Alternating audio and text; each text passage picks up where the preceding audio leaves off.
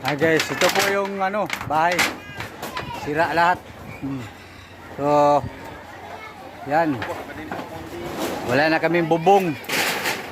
Yan parang nana ng buhawi. Wala nang gamit, wala nang bubong.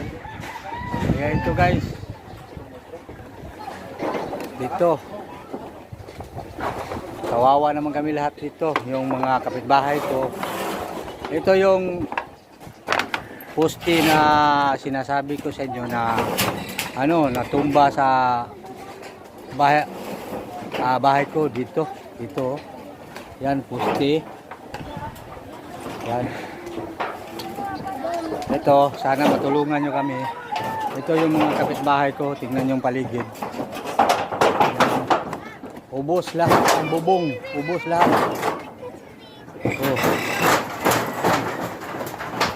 Yan.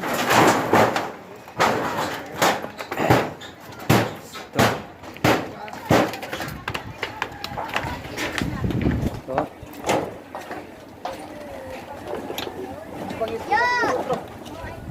Yan. Wala nang bubong. Ito.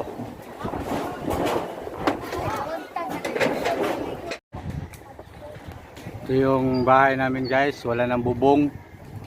Dingding na lang natira. Yan, mga kapitbahay naman.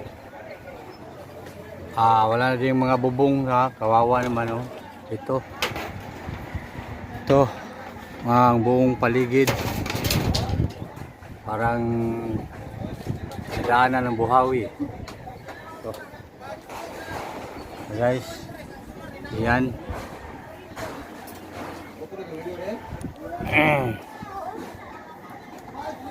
Yan guys, ganito talaga ang buhay.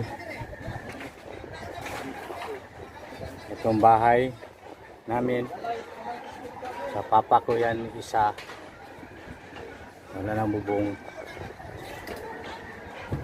Yan, poste nasa bubong din.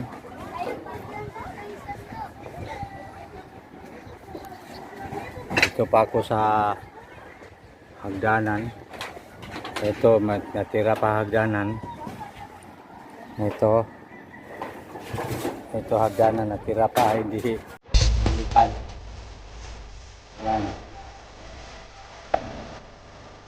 Diyan na rin.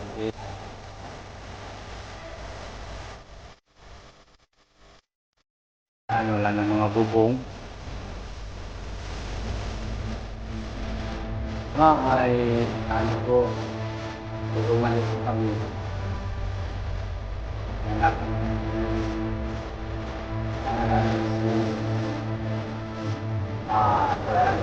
bago mabalik kami.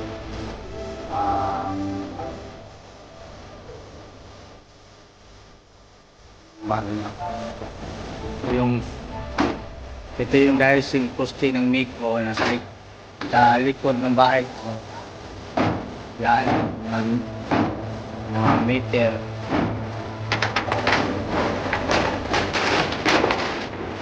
Ayan, nakasandal sa bukong ng bahay ko.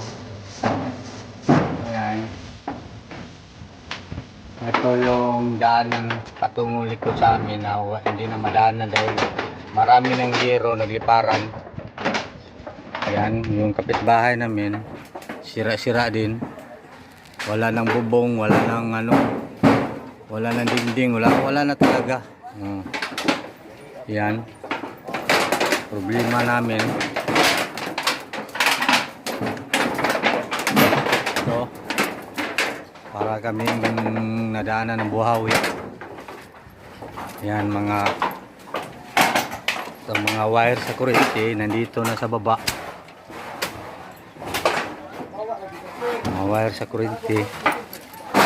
Ayan. Ayan ang bahay ko. Ito. Kita ng loob ng bahay ko. Ang tulong-tulungan.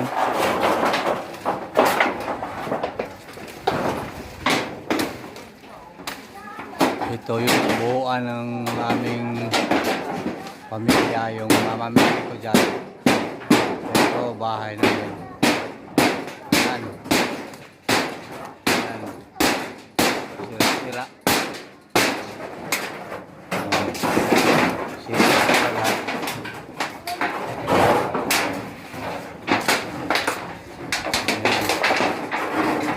Lahat kami sa lanta ng bagyo. Yan ang labas.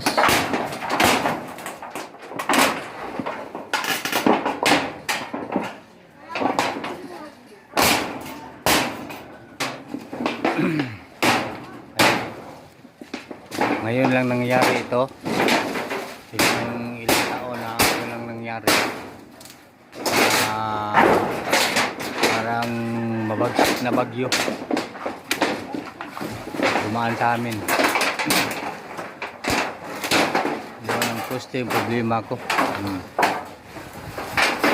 Yan. Problema ko itong poste. Sa loob sa amin, gulong-gulo, magulo. Yan. Yung yero ng ano. Yan. Wala na kaming bahay. Paano to? Wala na matulugan. Sana matulungan niyo po kami. Itong second floor, wala nang bubong, wala nang dingding. Yan. Mahirap balik sa dati. Sige. Sige po. Ito po DGP.official